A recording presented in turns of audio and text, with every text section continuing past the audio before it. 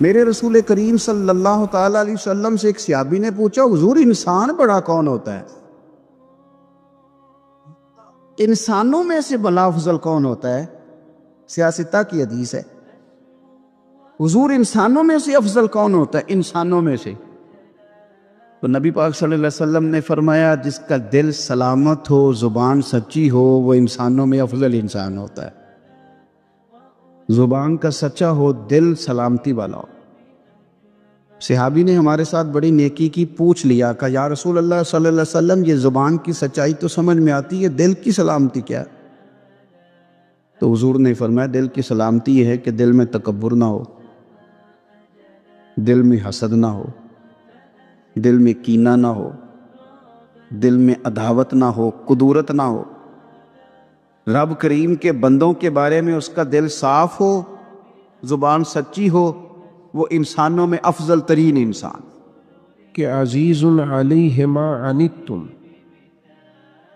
تمہارا مشکل میں پڑنا ان پر گراں گزرتا،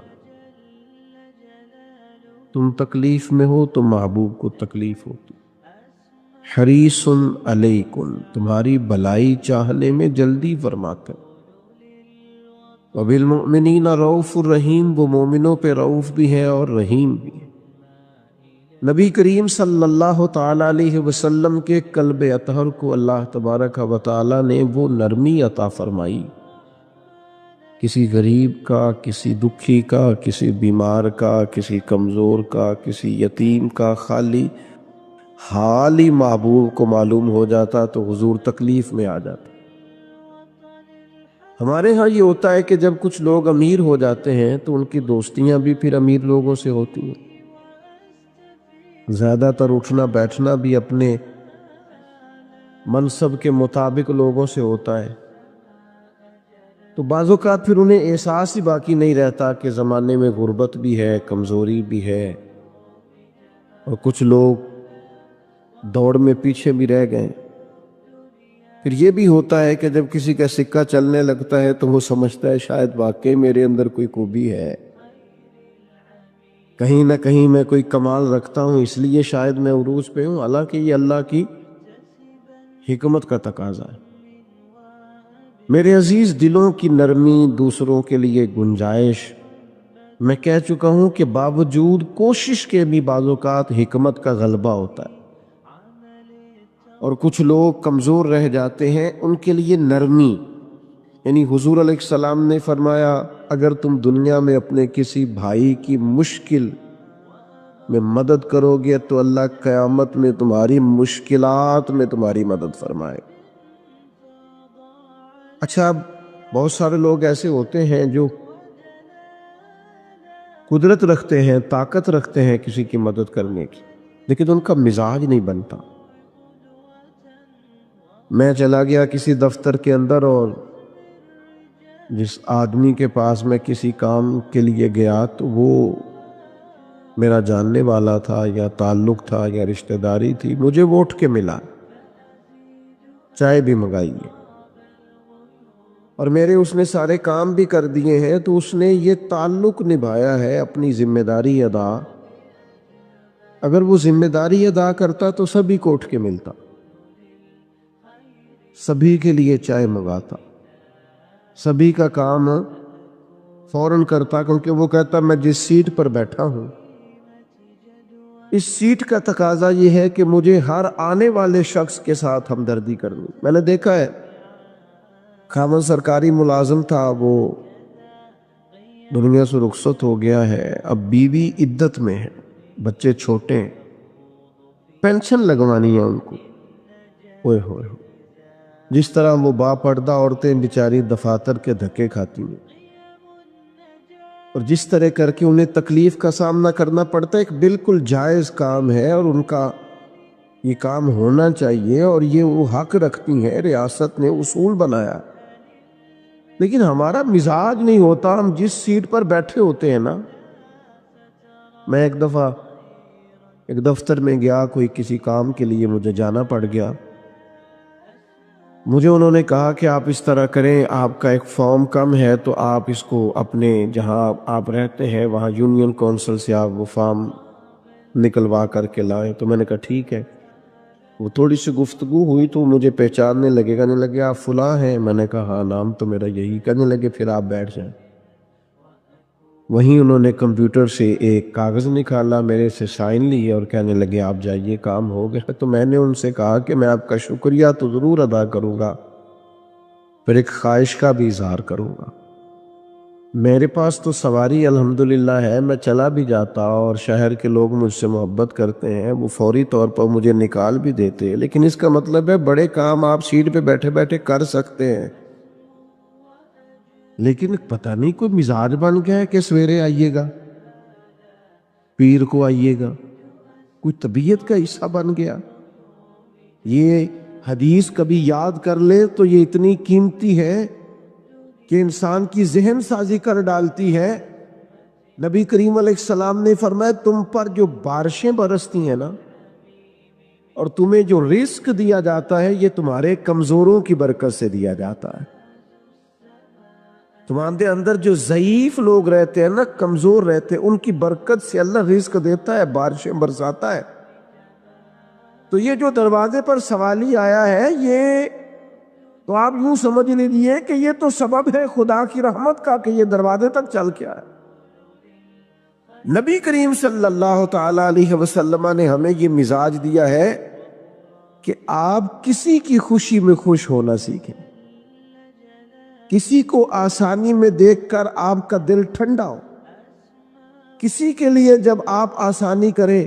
صحیح مسلم میں حضرت سیدنا ابو ہریرہ رضی اللہ تعالیٰ عنہ کی حدیث ہے، فرماتے ہیں قبیلہ مدر کے کچھ لوگ حاضر ہوئے تھے اور ان کی تکلیف بڑی زیادہ تھی، کپڑے پھٹے ہوئے تھے، چہرے اترے ہوئے تھے، محسوس ہوتا تھا غربت نے، تنگ دستی نے، قحط نے آ لیا ہے۔ حالات بعض اوقات، وہ سرائکی کے شاعر نے کہا تھا کہ میرا چہرہ ویخ حالات نہ پوچھ، تو آپ بعض اوقات چہرہ بتاتا ہے کہ انسان کس تکلیف میں۔ ان لوگوں کی کیفیت اس طرح کی تھی۔ تو شارحین نے لکھا ہے کہ وہ جو سرکار نے فرمایا نا حضرت بلال سے کہ اذان پڑھے فوراً، تو فرماتے ابھی نماز میں وقت تھا، لیکن کریم نے فرمایا کہ اب آپ اذان پڑھ دیں۔ حضرت بلال حبشی نے اذان دے دی، سرکار نے جماعت کرائی، حضور ان کو دیکھ کر پریشان ہو گئے، ان کی غربت، ان کی پریشانی، ان کی آزمائش۔ جماعت کرانے کے بعد خطبہ دیا، فرمایا تمہارے بھائی آئے ہیں، پریشان ہیں، ان کی مدد کرو۔ اگر کوئی کام تیرے میرے کہہ دینے سے ہو جاتا ہے تو کہہ نہ دیں، کر نہ دیں، کسی کی اشک شوئی ہو نہ جائے۔ کسی کا مطلب ایک فون کال پہ اگر کسی غریب کے کئی پھیرے بچ جاتے ہیں اور کام بالکل جائز ہے تو حرج کیا ہے۔ نبی کریم علیہ السلام نے خطبہ دیا اور کریم فرمانے لگے تمہارے بھائی پریشان ہے، مدد کرو۔ کوئی سرکہ لایا، کوئی کھجورے لایا، کوئی ان کے لیے شہد لایا، کوئی ان کے لیے بستر لایا۔ راوی فرماتے ہیں جیسے جیسے وہ خوش ہو رہے تھے ویسے ویسے رسول کریم کا چہرہ بھی دمکتا جا رہا۔ ان کی خوشی میں سرکار خوش ہوتے دکھائی دے رہے تھے، یعنی کسی غریب کی غربت دور ہو رہی ہے اور حضور مسکرا رہے، بھوکے کو کھانا مل رہا ہے تو حضور مسکرا رہے، کئی دنوں کا بے چین آدمی چین پا رہا ہے تو سرکار مسکرا رہے۔ کچھ بھی نہیں بگڑتا، کچھ بھی نہیں۔ ہم اپنے ذاتی کام کے لیے بڑے طریقے جانتے ہیں، تو چلو جو نہیں بھی ہمارا واقف، جس سے نہیں بھی ہمارا تعلق، جس کے ووٹ تھوڑے ہیں، برادری زیادہ نہیں، جو نہیں بہت ساری جگہوں پہ ہمارے کام آ سکتا، اس کے لیے بھی تھوڑی گنجائش پیدا کر لیں، سینہ کشادہ کر لیں۔ کسی کو دشواری میں دیکھ کر پریشان ہو جانا اور اس بندے کو آسانی ملنے پر خوش ہونا، یہ تو رسول پاک کا طریقہ ہے۔ میں دیکھتا ہوں کہ ماحول کے اندر بہت سارے لوگ ہیں جو اپنے چھوٹے چھوٹے مسائل کے لیے پریشان ہیں، دفاتر کے چکر کاٹتے ہیں، لوگوں سے مشورہ کرتے ہیں، صبح فائلیں اپنی بغل میں دبا کے سارا دن گھومتے، رات کو تھک کر لوٹتے اور صبح ایک نئی امید کے ساتھ اٹھتے ہیں کہ اب کہ میرا کام ہوگا کہ ہوگا۔ اور کچھ ایسے ہوتے ہیں ان کے پاس کوئی سفارش نہیں ہوتی، کسی بڑے آدمی کا کارڈ نہیں ہوتا، ان کے پاس کوئی بڑا نام لینے کو نہیں ہوتا، کوئی نہیں جانتا، تو پھر بہت سارے لوگ بھی انہیں پہچاننے سے انکار کر دیتے ہیں۔ لیکن کچھ ایسے ہیں جو جا کے ٹیبل پر کارڈ سجاتے ہیں تو فوراً کہا جاتا ہے اچھا فلاں نے بھیجا ہے، کرسی منگاؤ ذرا۔ تو بھائی کچھ لوگ ایسے بھی ہیں، قبیلہ عراش کا ایک شخص آیا تھا مکہ مکرمہ میں، اور دن وہ تھے جب قریش بڑی سخت مخالفت کر رہے تھے نبی کریم علیہ السلام۔ ابو جہل ہر وقت کسی نئی شرارت اور نئی سازش کے چکر میں رہتا تھا۔ وہ قبیلہ عراش کا شخص کہتا میں چھوٹا سا تاجر تھا، گاؤں سے کچھ اونٹ کچھ گھوڑے میں خریدا کرتا، شہروں میں لا کے بیچا کرتا، تو کچھ اونٹ لا کے مکہ مکرمہ میں بیچ دیے، اور میری قسمت دیکھو مجھ سے خرید ابو جہل نے لیے۔ جب کا پیسے تو صبح آنا، صبح گئے تو شام آنا، شام گئے تو صبح آنا، چند دن تو انتظار کیا، اب تکلیف بڑھ گئی، پردیسی ہوں، جاننے والا کوئی نہیں۔ لوگوں سے دریافت کیا کہ یار میں اب یہاں آ کے انشاءاللہ پردیسی کوئی بھی نہ تھی وے، ککھ جنا تو پارے تو تاڑی مار اڑانا باہو اسی تے اگے ہی اڈن ہارے۔ یہ بڑا تکلیف دہ منظر ہے، میں یہاں میرا کوئی واقف نہیں اور یہ میرے ساتھ حال ہے، اب میں چھوٹا سا، اتنے پیسے میرے ڈوب گئے تو معاملہ گڑبڑ ہو جائے گا۔ تکلیف میں اس نے پوچھا یہاں سردار لوگ کہاں رہتے ہیں، سرپنچ لوگ کہاں بیٹھتے ہیں، تمہارے یہاں قبیلوں کے بڑے لوگ؟ تو انہوں نے کہا کہ وہ جو ٹولیوں میں بیٹھے ہیں نا حرم میں، وہ سردار ہی ہیں۔ تو شخص کہتا ہے میں وہاں آیا تو وہاں بڑے بڑے سردار بیٹھے تھے، عتبہ، عتیبہ، شیبہ، امیہ بن خلف، ابو سفیان، بڑے بڑے لوگ بیٹھے تھے۔ میں نے ان کے سامنے بات رکھی، وہ کہنے لگے کون ہے جو تیرا مال دبا گیا؟ اور جب میں نے ابو جہل کا نام لیا پھر سانپ سونگ گیا سب کو، پھر کوئی بات کرنے کو تیار ہی نہیں تھا۔ میرے نصیب دیکھو، قریب ہی بیت اللہ شریف کے قریب رسول رحمت بھی عبادت میں مصروف۔ تو کہتے ہیں ایک شخص نے نا معاذ اللہ ثم معاذ اللہ نقل کفر نہ باشد، عذرائے مذاق کہا کہ وہ جو بیٹھے ہیں نا وہ تیرا مسئلہ حل کر دیں گے۔ تو میں پردیسی تھا، پتہ نہیں تھا، اس نے اشارہ کیا اور باقی ہنسنے لگے، سمجھا نہیں میں بات، پر میں حضور کی بارگاہ میں چلا گیا، جا کے میں نے عرض کی پردیسی بھی ہوں، مجبور بھی ہوں، اور یہاں کوئی جاننے والا بھی نہیں، بے کسوں کو رضا مجدہ دیجئے کہ ہے، غم زدوں کو رضا مجدہ دیجئے کہ ہے، بے کسوں کا سہارا ہمارا نبی۔ تو کوئی بھی نہیں ہے، مہربانی کریں۔ تو کہتے ہیں محبوب کریم علیہ السلام نے اس موقع پر ابو جہل سے اپنے تعلقات کی نوعیت کو بیان نہیں کیا، یہ نہیں فرمایا کہ حالات کیا ہیں۔ حضور اسی وقت اٹھے اور قربان جائے اللہ کی ساری رحمتیں ساتھ ساتھ گویا چلنے لگی۔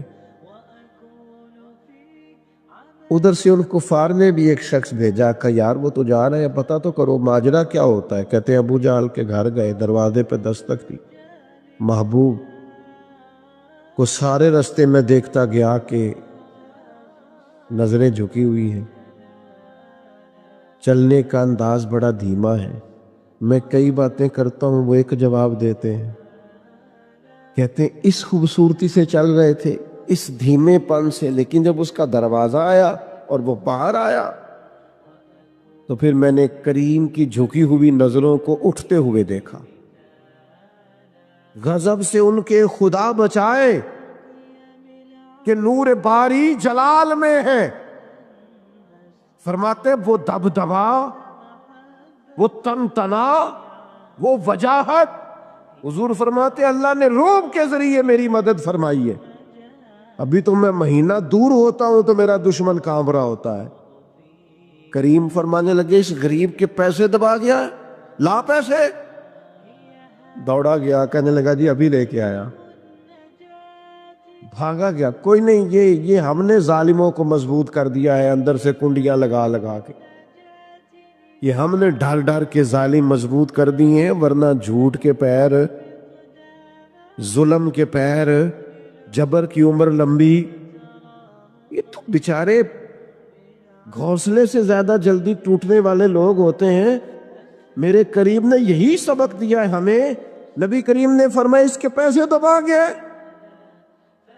اسی وقت پیسے لے کے آیا، اور جب وہ پیسے اس شخص کی طرف بڑھ رہے تھے، پیسے اسے مل رہے تھے، پر وہ مڑ مڑ کے میرے کریم کے جلوے دیکھ رہا تھا، حضور کے جلووں میں کھویا ہوا تھا۔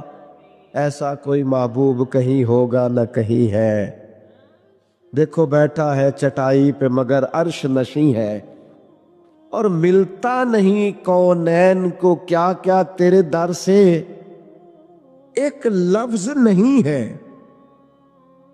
ایک لفظ نہیں ہے جو تیرے لب پہ نہیں ہے۔ فاضل بریلوی کہتے ہیں واہ کیا جود و کرم ہے، شہ بطحہ تیرا، اور نہیں یعنی ایک لفظ ایسا ہے جو کوئی سن ہی نہیں سکتا، نہیں سنتا ہی نہیں، کون؟ مانگنے والا تیرا، تجھ سے مانگنے والا نہیں سنتا ہی نہیں مانگنے، کیوں؟ کیونکہ میں تو مالک ہی کہوں گا کہ ہو مالک کے حبیب، یعنی محبوب و محب میں نہیں میرا تیرا۔ تو وہ بندہ بھی واپس گیا، اور یہ جو جاسوس بھیجا تھا وہ بھی واپس گیا، تو وہ تو سارے انتظار میں تھے وہاں کیا بنے گا، تو پوچھا کیا بنا، کا بننا کیا تھا؟ وہ تمہارا سردار تو کانپ رہا تھا وہاں، وہ جو جہاں بڑی ڈینگیں مارتا ہے اس کا تو حال ہی برا تھا، پسینے سے شرابور تھا۔ ابو جہل سے پوچھا ہوا کیا، کہنے لگا سمجھ کوئی نہیں آئی، پتہ نہیں کریم کے ساتھ کون سی طاقتیں تھیں، پتہ نہیں کیا اللہ تبارک و تعالیٰ نے انہیں روب دیا ہے۔ او بھائی ہمیں ہمارے کریم نے سبق یہ دیا ہے کہ کھڑے تو ہونا سیکھو کسی مظلوم کے ساتھ، تم تیاری تو کرو کسی ظالم کے مقابلے میں کھڑے ہونے، جب مزاج نہیں بنتا، طبیعت نہیں بنتی، وہ ہماری لڑائی نہیں ہے۔ میرے ابا جی کہا کرتے تھے پڑوسیوں کی آگ اس لیے بھی بجھا دینی چاہیے کہ ان کی نہ بجھائی تو ہمارے گھر آ جائے گی، اس لیے بھی کبھی کبھی بجھا دینی چاہیے کہ اگر وہ جلتی رہی تو ادھر بھی، تو کبھی اس لیے بھی ظالم کا ہاتھ پکڑ لینا چاہیے کہ یہ زیادہ مضبوط ہو گیا تو کسی اور کو بھی نہیں چھوڑے گا۔ تو بھائی اسلامی عقائد میں سے نا ایک بنیادی عقیدہ آخرت ہے، جن چیزوں پر انسان ساری زندگی اعمال کرتا ہے وہ چیزیں ہوتی ہیں جو اس کے عقیدے میں شامل ہوتی ہیں۔ عقیدہ جس طرح کا ہوتا ہے اسی طرح کا انسان عمل کرتا ہے، جو اس کی سوچیں ہوتی ہیں، جو افکار ہوتے ہیں، اسی طرح اپنے شب و روز گزارتا ہے۔ جن لوگوں کا عقیدہ آخرت مضبوط ہوتا ہے نا کہ ہم نے اللہ کی بارگاہ میں کھڑے ہونا ہے، ہم نے اس کی بارگاہ میں جا کے اپنے اعمال کا حساب دینا ہے، عقیدہ آخرت مضبوط ہو تو لازمی طور پر اعمال سنور جاتے ہیں۔ انسان جواب دہی کے تصور کے ساتھ اپنے معاملات زندگی کو بار بار صحیح کرنے کی کوشش کرتا ہے۔ عقیدہ آخرت اسلامی عقائد میں بنیادی فکر کا عقیدہ ہے، اساس ہے عقائد۔ اگر کسی شخص کا یہ خیال ہو جائے کہ میں بس یہی زندگی ہے، کھا لو پی لو موج کرو، تو ظاہر ہے وہ فنا کا نام جب رکھ لے گا زندگی کو اور وہ دوبارہ اٹھنے کا قائل ہی نہیں ہوگا تو وہ تو کسی قانون کا پابند ہی نہیں رہے گا، وہ تو کسی چیز کی پابندی نہیں کرے گا، کسی چیز سے پرہیز نہیں کرے گا، من چاہی زندگی گزارے گا۔ عقیدہ آخرت، اللہ کی بارگاہ میں کھڑا ہونے کا تصور، یہ انسان کو سوار دیتا ہے. یہ ایک ایسا مراقبہ ہے جو تزکیہ نفس کر دیتا ہے. انسان کا باطن سنور جاتا ہے، اخلاقیات میں تبدیلی آتی. پھر کوئی کیمرہ بھی نہ لگا ہو نا، کوئی بھی نہ دیکھ رہا ہو، تو بندہ پھر بھی نیک ہو جاتا ہے، کیونکہ اس کا خیال ہوتا ہے میرا رب مجھے دیکھ رہا ہے، صبح قیامت میں اپنے رب کی بارگاہ میں کھڑا کیا جاؤں. تو عقیدہ آخرت کی مضبوطی، اس تصور کا مضبوط ہونا امت مسلمہ کے لیے نہایت ہی ضروری ہے. آپ دیکھیے قرآن مجید فرقان حمید ہماری توجہ دلاتا ہے، اور سورۃ القیامہ کے اندر اللہ کریم نے ارشاد فرمایا ایحسب الانسان، کیا آدمی اس گھمنڈ میں ہے، کیا انسان کا یہ خیال ہے ان یترک سدی، کہ اسے آزاد چھوڑ دیا جائے گا، اس سے پوچھا نہیں جائے گا. کیا انسان یہ سمجھتا ہے اس سے کوئی سوال؟ ایحسب الانسان، کیا انسان اس گمان میں ہے، اس گمانڈ میں ہے ان یترک سدی، اسے آزاد چھوڑ دیا جائے گا، کوئی پوچھنے والا نہیں ہوگا. اسے آزاد نہیں چھوڑا جائے گا، اس پر پابندیاں ہیں، اس پر کچھ قیود ہیں، اسے کچھ حدود بتائی گئی ہے، اسے ایک دائرہ کار دیا گیا ہے، اسے بتایا گیا ہے کہ یہ حلال ہے، یہ حرام ہے، یہ تیرے لیے جائز ہے، یہ تیرے لیے جائز نہیں ہے. اس چیز کی حد تک تو آگے بڑھ سکتا ہے، یہاں سے اس لائن کو تو کراس نہیں کر سکتا. اس پر پابندیاں ہیں، ان پابندیوں کے بیچ رہ کے وہ زندگی گزارے گا. اور یہ بھی یاد رکھے، یہ آیت ایک دوسرا معنی یہ دیتی ہے کہ یہ مت سمجھے کہ صبح قیامت اسے چھوڑ دیا جائے گا، اس سے پوچھا جائے گا، اس سے سوال کیا جائے گا. اللہ کی بارگاہ میں جب یہ کھڑا ہوگا تو اس سے اپنے اعمال کا حساب دینا ہو. لازمی طور پر ایک عدالت صبح قیامت لگے گی، جس عدالت میں مجرم پیش ہوں گے، انہیں اپنے جرموں کا حساب دینا ہے. ظالموں کو کھڑا کیا جائے گا، ان سے ان کے ظلم کے بارے میں باز پرس ہو. تو لازمی طور پر عقیدہ آخرت کی مضبوطی انسان کو مضبوط کرتی، اس کے اعمال پر پیرے بیٹھ جاتے ہیں. وہ پھونک پھونک کر قدم رکھتا ہے، سوچ کر جملے بولتا ہے. وہ کوئی بھی معاملہ کرتا ہے تو اس میں اس کا خیال ہوتا ہے کہ میں نے دنیا سے چلے جانا ہے، میرے پاس پتہ نہیں کتنا وقت بچا ہے، لہذا مجھے آخرت میں پیش ہونا ہے اپنے معاملات کی آسانی کے لیے، وہاں کی آسانی کے لیے میں یہاں تھوڑا سوچ سمجھ کے چلوں. رب فرماتا ہے تجھے ایسے ہی آزاد نہیں چھوڑا جائے گا، آزاد پنچھیوں جیسی زندگی نہ گزار. صبح قیامت کے معاملات کو پیش نظر رکھ، اس پر غور کر. یہ تصور گھر کے باہر بھی پورا مضبوط ہونا چاہیے، اور گھر کے اندر بھی پورا مضبوط ہونا چاہیے.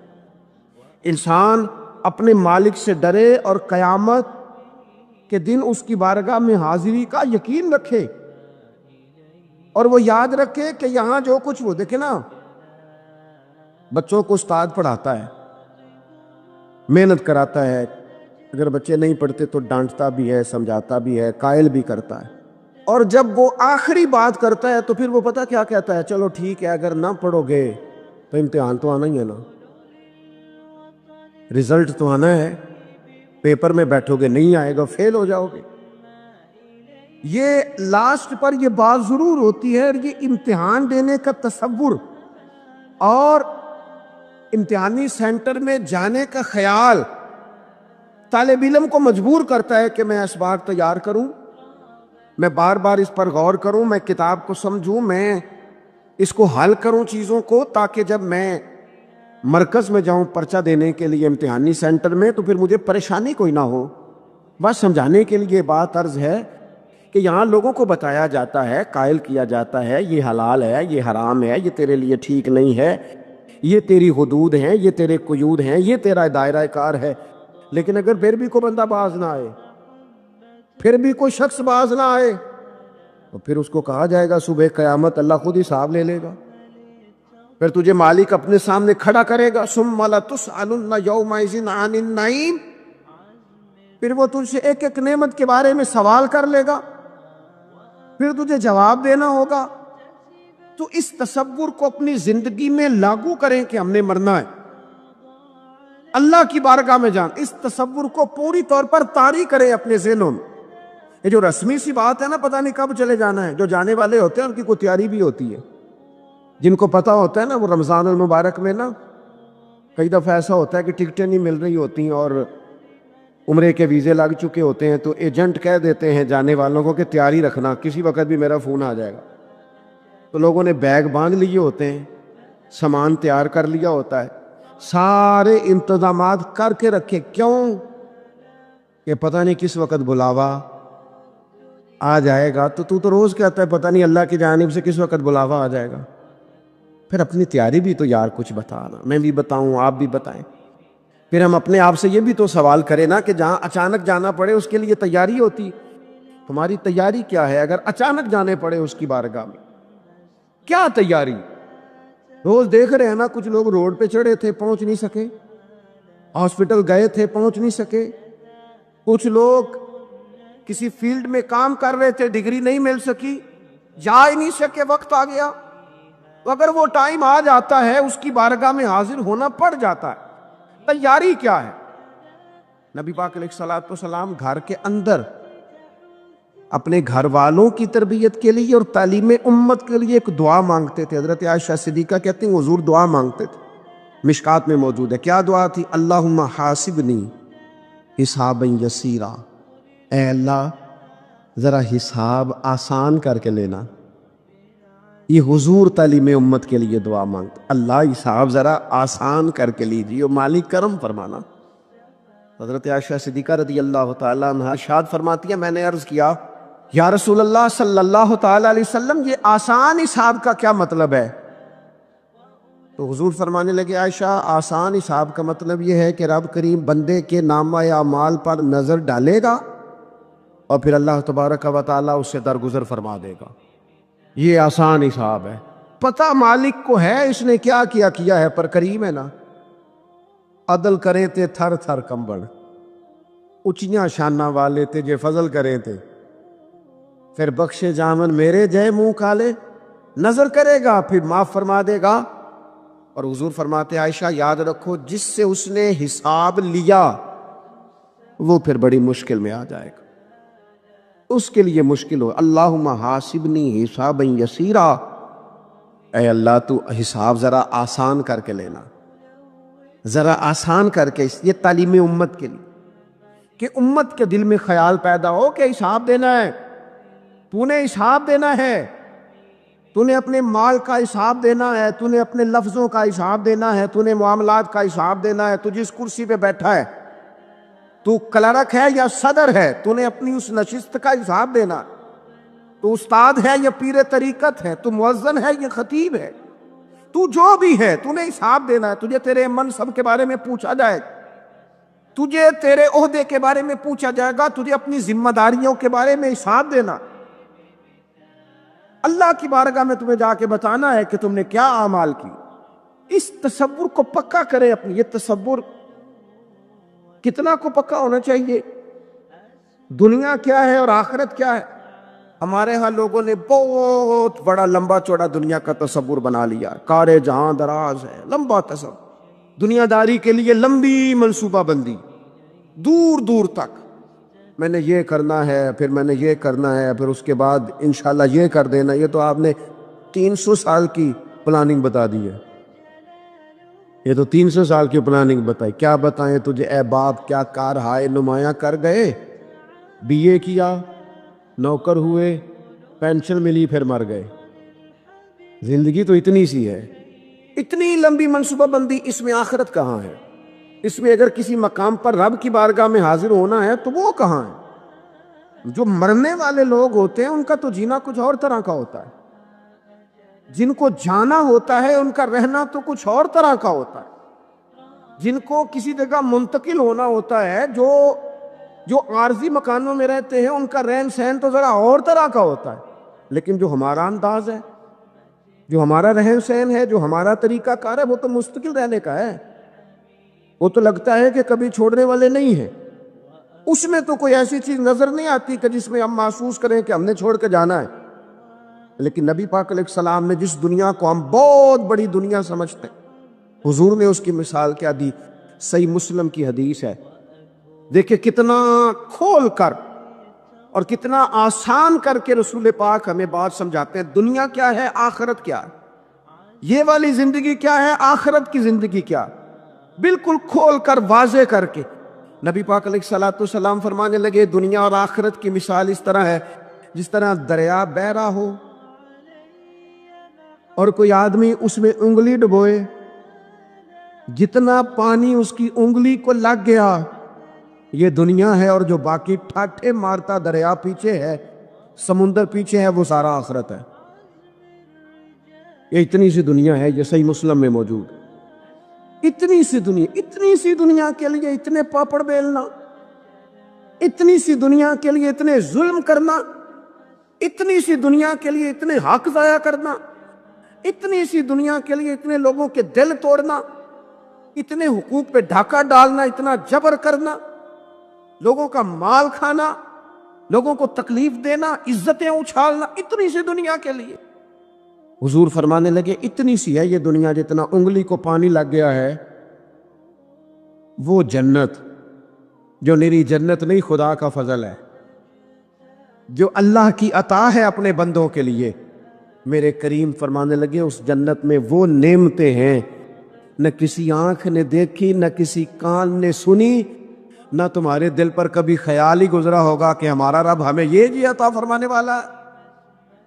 تھوڑا سا نا 24 گھنٹوں میں کچھ ٹائم اپنی آخرت کے لیے، اپنے سارے معاملات کو مرتب کرتے ہوئے کچھ زندگی کے کام اپنی آخرت کے لیے۔ آپ یقین کریں بچوں سے لے کر بڑوں تک، ان پڑھ سے لے کر پڑھے لکھے تک، ہم نے جس کو اپنے مزاج کے مطابق کم فہم سمجھا اس سے لے کر دانشور تک دوڑ لگ گئی دنیا جمع کرنے۔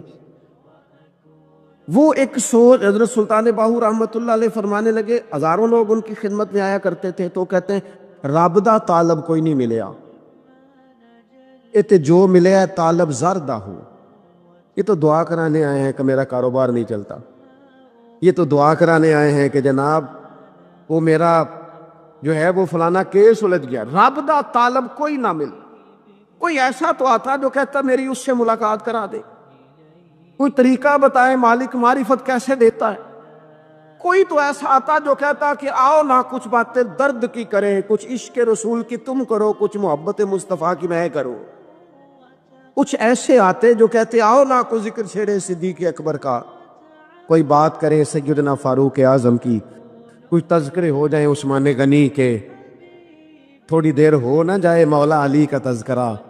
کچھ لوگ ہوتے نا ایسے جو اس طرح کے ہوتے، لیکن وہ ہر وقت دنیا داری، ہر وقت اچھا کہیں اکتاتے بھی ہیں نا، تھک گئے کاروبار کر کر کے، کہیں اکتاتے بھی ہیں تو کرتے کیا ہیں، سیر کرنے چلے جاتے، میں جی بور ہو گیا ہوں کام کرتے کرتے، چلو میں اب ٹھنڈے علاقے میں چلتا ہوں۔ کبھی تو ایسا ہونا تو کہے میں نے بچوں کو بھی وقت دیا ہے، دوستوں کو بھی دیا ہے، یاروں کو بھی دیا ہے، صحت کو بھی دیا ہے، میں نے ٹائم اپنے شوق کو بھی دیا ہے، اب میں کسی کو ٹائم نہیں دوں گا، یہ چند گھنٹے میں صرف رب رسول کی بارگاہ میں حاضری دوں گا۔ تو ذرا جم کے قرآن پاک پڑھے، تو ذرا ذوق سے درود پاک پڑھے، تو ذرا شوق سے میرے محبوب کی نعت سنے، تو سارا زمانہ بھول جائے اور تو رج رج کے دعا مانگے، اپنے رب کی بارگاہ میں اپنی پریشانیاں عرض کرے، اپنے اندر کی کیفیت بیان کرے، دل جو سخت ہو گیا ہے، ذہن جو سخت ہو گیا ہے، جو طبیعت میں وہ نورانیت نہیں آ رہی، اس کی تو بات کرے، تو اپنے رب کی بارگاہ میں معافی کا سوال کرے، تو اس سے قیامت کے دن درگزر کرنے کے لیے عرض کرے، کچھ تو ایسا ٹائم نکلے۔ لیکن دوستو ہم تو بالکل الجھتے ہی جا رہے ہیں، وہ معاملات زندگی ہیں کہ ختم ہی نہیں ہو رہے، شوق ہے کہ ختم ہی نہیں ہو رہے، باتیں ہیں کہ بڑھتی چلی جا رہی۔ دور گزر گیا جب لوگ کہتے تھے کہ کوئی درود پاک بتائیں جس سے سرکار راضی ہو۔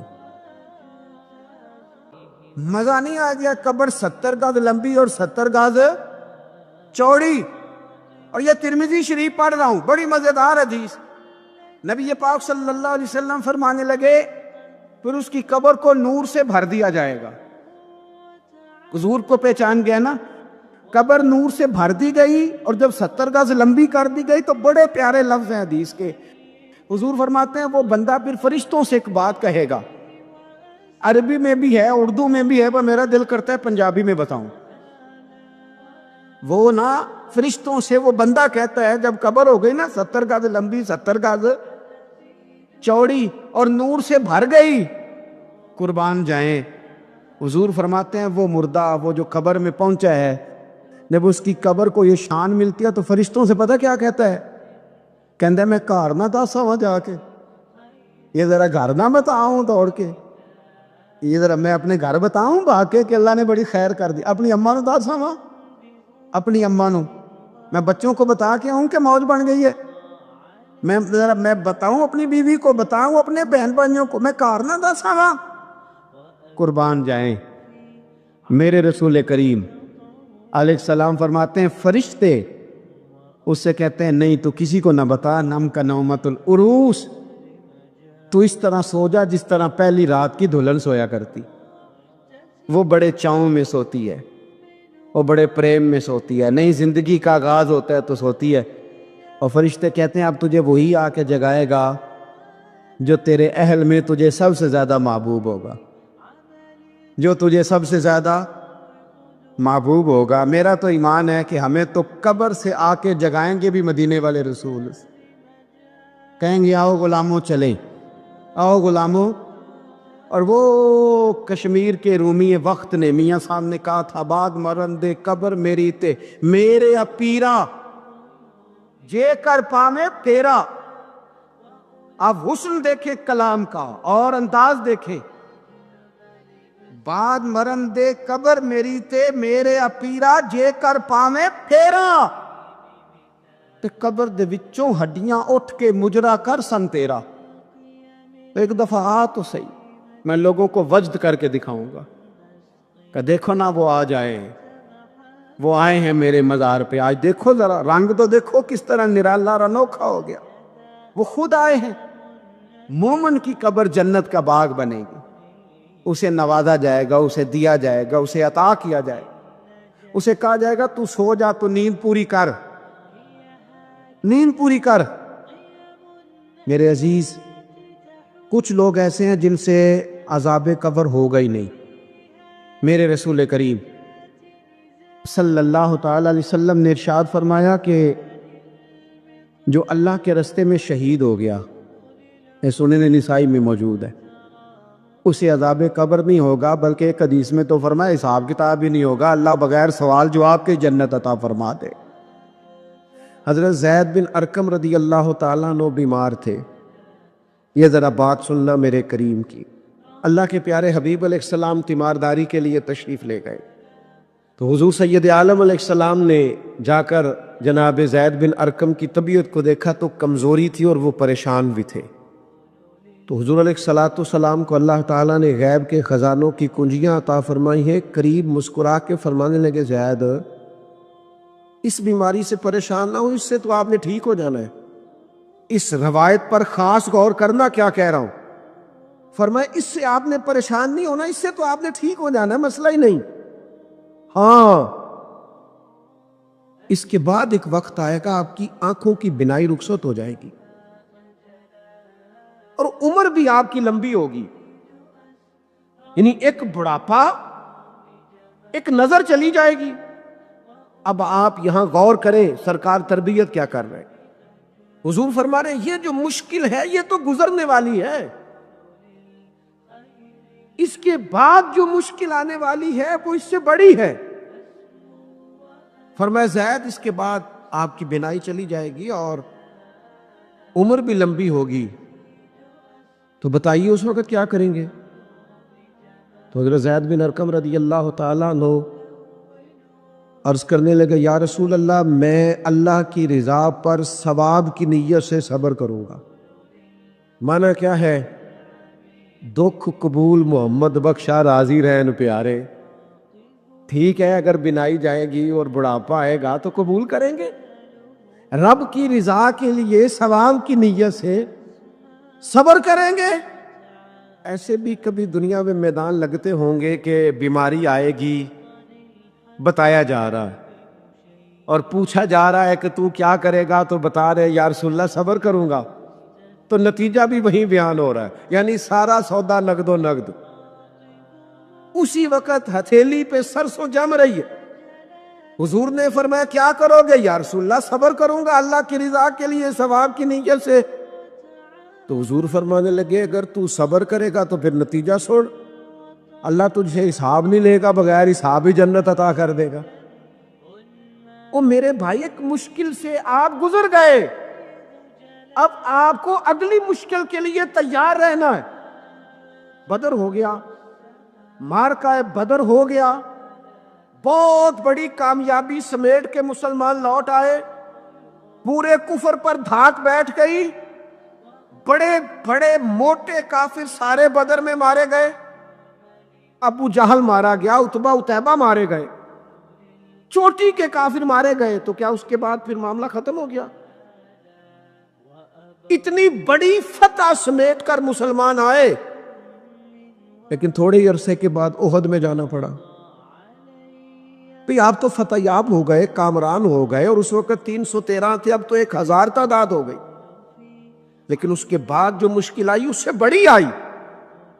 70 صحابہ شہید ہوئے، سعد بن ربیع شہید ہوئے، حضرت عبداللہ بن جہش شہید ہوئے، حضرت امیر حمزہ کا سارا وجود کاٹ دیا گیا، آنکھیں نکال دی گئیں، ہونٹ کاٹ دیے گئے۔ اس کے بعد جو مشکل آئی اس سے بڑی تھی، صبر سے برداشت کی، حالات ٹھیک ہو گئے، نہیں، خندق تیار ہے، معرکہ تیار ہے، اور قحط کا زمانہ اور کڑاکے کی سردی، بھوک کا یہ عالم کے لوگوں نے پیڑ پہ پتھر باندھ لیے، لیکن خندق کھودنی ہے، میدان میں رہنا ہے۔ یہ معاملہ ختم ہوا تو کیا بات دب گئی؟ عمرے کے لیے گئے تو انہوں نے حدیبیہ میں روک لیا، اب کیا یہاں معاملہ رکا؟ نہیں، پھر فتح مکہ کی باری آئی، پھر تبوک۔ میرے رسول پاک علیہ الصلوۃ والسلام نے پوری دنیا پر اسلام کا جھنڈا لہرا دیا، کہاں کہاں تک اسلامی سلطنت پہنچ گئی۔ جناب عمر کے زمانے میں وہ قادسیہ کے علاقے، روم، ایران، تو کیا قربانیاں ختم ہو گئیں؟ بس طاقت آ گئی، قوت آ گئی، ہمت آ گئی، ہزاروں علاقے زیر نگیں آ گئے، ختم ہو گیا معاملہ؟ نہیں، جناب عمر شہید ہوئے، پھر حضرت عثمان شہید ہوئے، حضرت علی نے 9 سال یا 13 سال کی عمر میں جہاد شروع کیا تھا، عمر میدانوں میں گزری، پھر مولا علی شہید ہوئے۔ اب کیا آسانی ہو گئی، آسودگی ہو گئی؟ نہیں، یہاں تو باریاں ہیں امتحان دینے کی۔ امام حسن کی باری آئی تو زہر دے دیا گیا، انتڑیاں کٹ کٹ کے گرنے لگیں، اور حسن ابن علی کا جب جنازہ اٹھا تو سب سے زیادہ رو رو کے پلو سید عائشہ صدیقہ کا بھیگ گیا، اور جو سب سے زیادہ ستاتا تھا مروان، وہ بھی ایک نکر میں کھڑا ہو کے رونے لگا۔ تو کسی نے کہا ساری زندگی تو نے فاطمہ کے بیٹے کو ستایا ہے، ظالم آج روتا کیوں ہے؟ کہنے لگا میری مخالفت اپنے جگہ پر، جو اٹھ کے جا رہا ہے وہ رسول پاک کا مکمل نمونہ تھا۔ اس میں کوئی شک نہیں کہ صبر، رضا، استقامت، حسن عمل، حسن کردار، اخلاق عظیم، یہ ختم تھے، تو یہ امتحان تو جاری رہا۔ امام حسین کی باری آئی، چھوٹے تھے، زیادہ لاڈلے تھے، زیادہ پیارے تھے۔ کچھ لوگ ایک کا لاڈ دیکھتے ہیں، کچھ کئیوں کے لاڈ دیکھتے ہیں۔ نانا کا بھی لاڈ دیکھا، اور والدہ کا بھی دیکھا، والد کا بھی دیکھا، بہنوں کا بھی دیکھا، بڑے بھائی کا بھی دیکھا۔ حسین سب سے لاڈلے تھے۔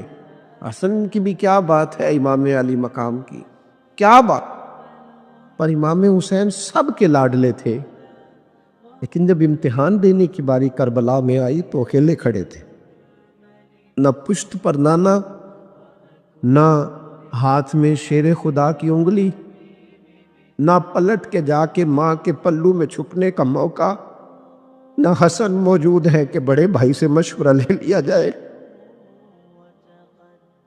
کوئی نہیں۔ یہ کون ہے اٹا ہوا، غبار میں اٹا ہوا؟ یہ نبی کا نور عین ہے، یہ بالیقین حسین ہے اکیلے، اور باقی جتنے تھے وہ سارے چھوٹے تھے۔ وہ بڑا مشکل کام ہو جاتا ہے جب آپ سب سے بڑے ہو جائیں اور صرف آپ کو تسلی دینی ہے، صرف آپ کو دوسروں کو سنبھالنا ہے، وہ بڑا مشکل مرحلہ ہوتا ہے۔ لیکن امام حسین نے اس مشکل مرحلے کو اس طرح گزارا کہ وہ بڑے تھے نا، بس اتنا کہوں گا کہ حسین وہاں پر شکر کرتے تھے جہاں پر صبر مشکل تھا، وہاں پر شکر کرتے تھے جہاں پر صبر مشکل تھا، جہاں صبر مشکل سے ہوتا ہے وہ وہاں گردن جھکا کے کہتے تھے آمنا وصدقنا، ٹھیک ہے،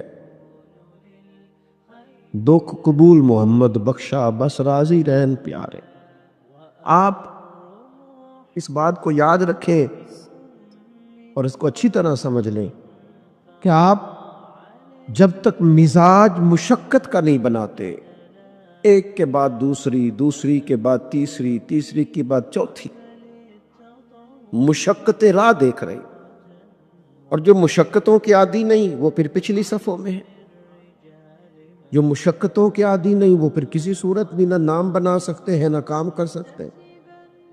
جس کو آرام کرنا ہے، جس کو سکون سے سونا ہے، وہ منزل نہیں پا سکتا۔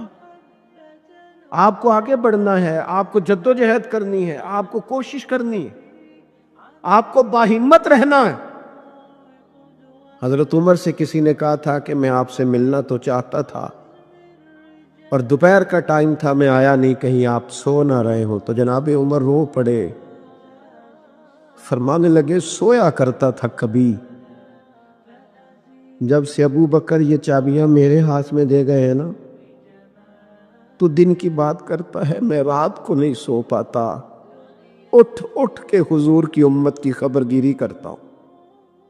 رات جگہ میرا نصیب بن گئے ہیں، آنکھوں کی نیند رخصت ہو گئی ہے، لہجوں میں آرام نکل گیا ہے۔ اور بھائی جب آپ کو جد و جہد کرنی ہے، جب آپ کو آگے بڑھنا ہے، ذہن بناؤ یار، طبیعت بناؤ، آگے بڑھنا ہے، مشقت کرنی ہے، نیند تھوڑی کم لینی ہے، زبان کے ذائقے مزے کے کھانے تھوڑے کم کرنے۔ ہم نے اپنی مرضی سے وہ لیٹے ہیں، وہ آرام کر رہے ہیں، اس سے تھوڑا اٹھ کر سوچنا۔ امام علی مقام کا پیغام یہ ہے کہ تو بڑا تب بنے گا جب تیری زندگی محنت والی، کوشش والی، جد و جہد والی ہوگی۔ اور پھر اس کے بعد کیا کرنا ہے؟ ایک کوشش کرنی ہے۔ اس کے بعد اگلا کام یہ ہے کہ جہاں رب رکھے نا وہاں رہنا بھی ہے، اس کی رضا پہ۔ جب آپ مسلمان ہوتے ہیں نا، کلمہ پڑھتے ہیں، تو ہم اعلان کرتے ہیں آج کے بعد فیصلے میرے نہیں چلیں گے، فیصلے اللہ کے چلیں گے۔ لیکن پریشانی پتہ کب ہوتی ہے؟ جب ہم فیصلہ اپنی مرضی کا مانگتے ہیں۔ او بھائی جب تو مالک کا غلام ہے، بندہ ہے، تو پھر دکھ کس چیز کا نام ہے؟ کسی درویش نے کہا تھا دکھ کس چیز کا نام ہے کہ اللہ کی مرضی اور ہے اور تیرا ارادہ اور ہے۔ تو کہتا ہے بات اس طرح بنے جس طرح میں چاہتا ہوں، اور رب کہتا ہے نہیں میں نے فیصلہ کر لیا ہے، پھر تو دکھی ہوتا ہے۔ سکھی بھلا کون ہوتا ہے؟ جو رب کر دے وہ کہے بالکل ٹھیک ہے، وہ کہے بالکل۔ اور قرآن مجید نے اسے بیان کیا، رضی اللہ عنہم ورضوا عنہ۔ یہ کربلا کا دوسرا پہلو، ایک پہلو مشقت جد و جہد، ایک پہلو یہ کہ رضی اللہ عنہم ورضوا عنہ۔ اللہ کہتا ہے میرے بندوں کی شان یہ ہے کہ اللہ ان سے راضی ہے اور وہ اللہ سے راضی ہے۔ اللہ ان سے راضی ہے اور وہ بھی راضی ہے اللہ سے۔ اللہ نے جہاں رکھا ہے وہ اللہ سے، ایک پہلو یہ ہے کہ اللہ راضی ہو جائے، ایک پہلو یہ ہے کہ بندہ راضی ہو جائے۔ رب فرماتے ہیں ذالک الفوز العظیم، وہ اللہ سے راضی، اللہ ان سے راضی، یہ بہت بڑی کامیابی ہے۔ امام محمد غزالی رحمۃ اللہ علیہ سے کسی نے کہا تھا زیادہ مشکل کیا ہے، اللہ کا راضی ہونا کہ بندے کا؟ تو امام صاحب فرمانے لگے رب تو مہربان ہی بڑا ہے، بڑی جلدی راضی ہو جاتا ہے۔ دو صرف آنسو بہائے سچی توبہ کے مالک راضی ہے، کسی غریب کی مدد کر دے اخلاص سے اللہ راضی ہے، اللہ تو جلدی راضی ہو جاتا ہے، مشکل یہ ہے کہ بندہ نہیں راضی ہوتا۔ کبھی آپ نے سوچا ہے دنیا کا سب سے بڑا انسان کون ہوتا ہے؟ وہ جس کی قد کاٹھی اونچی ہو، یا وہ جس کے پاس طاقت، فوج اور تاج ہو، یا پھر وہ انسان جو زمین پر رہتا ہے مگر آسمانوں میں جس کا ذکر ہوتا ہے؟ آج کی یہ داستان کسی بادشاہ کی نہیں، کسی فتح کی نہیں، بلکہ اس انسان کی ہے جسے خود اللہ نے رحمت للعالمین کہا۔ ایک ایسا واقعہ جو بتاتا ہے کہ دنیا کا سب سے بڑا انسان اصل میں کون ہوتا ہے۔ اسلامی تاریخ میں اگر کسی ایک شخصیت نے انسانیت کی معنی کو مکمل کیا تو وہ ہیں حضرت محمد۔ آپ کی زندگی طاقت کی نہیں، اخلاق کی کہانی ہے۔ یہ داستان کسی جنگ کی نہیں، بلکہ اس لمحے کی ہے جب پوری دنیا آپ کے قدموں میں تھی مگر آپ نے بدلے میں جب معافی کو چنا۔ یہی واقعہ اسلامی اتہاس میں انسانیت کی بلندی کی سب سے بڑی مثال ہے۔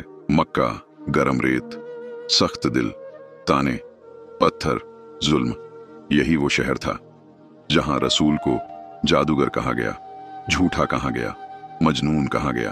آپ کے راستے میں کانٹے بچھائے گئے، پیٹھ پر اونٹ کی اونج ڈالی گئی، آپ کی بیٹی روتی رہی اور آپ سجدے میں اللہ سے جھڈے رہے۔ 3 سال کا ساماجک بہشکار، بھوک، پیاس، خوف، لیکن کبھی بددعا نہیں، کبھی بدلے کی بات نہیں۔ جب ظلم حد سے بڑھ گیا تو حکم آیا، ہجرت، مکہ چھوڑا گیا، مدینہ اپنایا گیا۔ مدینہ میں آپ صرف نبی نہیں، رہبر بنے، قاضی بنے، سپہ سالار بنے۔ لیکن حیرانی کی بات یہ تھی کہ جتنی ذمہ داری بڑھی اتنی ہی عاجزی بڑھتی چلی گئی۔ آپ مٹی پر بیٹھتے، غلاموں کے ساتھ کھانا کھاتے، خود اپنے جوتے سیتے۔ دنیا سمجھ رہی تھی کہ یہ ایک عام انسان ہے، مگر آسمان جانتا تھا کہ یہ دنیا کا سب سے بڑا انسان ہے۔ 8 ہجری وہ دن آ گیا۔ مکہ جو کبھی ظلم کا گڑھ تھا آج جھکا ہوا تھا۔ 10,000 صحابہ، بنا شور، بنا گھمنڈ، رسول اونٹنی پر سوار تھے، سر اتنا جھکا ہوا کہ ٹھوڑی کاٹھی کو چھو رہی تھی۔ آج بدلے کا دن ہو سکتا تھا، آج انصاف کے نام پر خون بہہ سکتا تھا، کیونکہ سامنے وہی لوگ تھے جنہوں نے آپ کو نکالا، ستایا، مارنے کی سازش کی۔ کعبہ کے سائے میں قریش جمع تھے، ڈر، خاموشی، سانسیں رکی ہوئیں۔ رسول نے پوچھا، تمہارا کیا خیال ہے؟ میں آج تمہارے ساتھ کیا کروں گا؟ قریش کانپ اٹھے، کہا، آپ کریم بھائی ہیں، کریم بھائی کے بیٹے ہیں۔ اتہاس رک گیا۔ یہ واقعہ صرف اتہاس نہیں، یہ پیغام ہے۔ آج کی دنیا میں جہاں بدلہ آسان ہے وہاں معافی مشکل ہے، لیکن رسول نے سکھایا کہ اصلی طاقت دل کی صفائی میں ہے۔ اگر ہم اپنے رشتوں میں، اپنے غصے میں، اپنے اہنکار میں اس سنت کو اپنا لیں تو آج بھی دنیا بہتر بن سکتی ہے۔ یہی ہے دنیا کے سب سے بڑے انسان کا سب سے بڑا سبق۔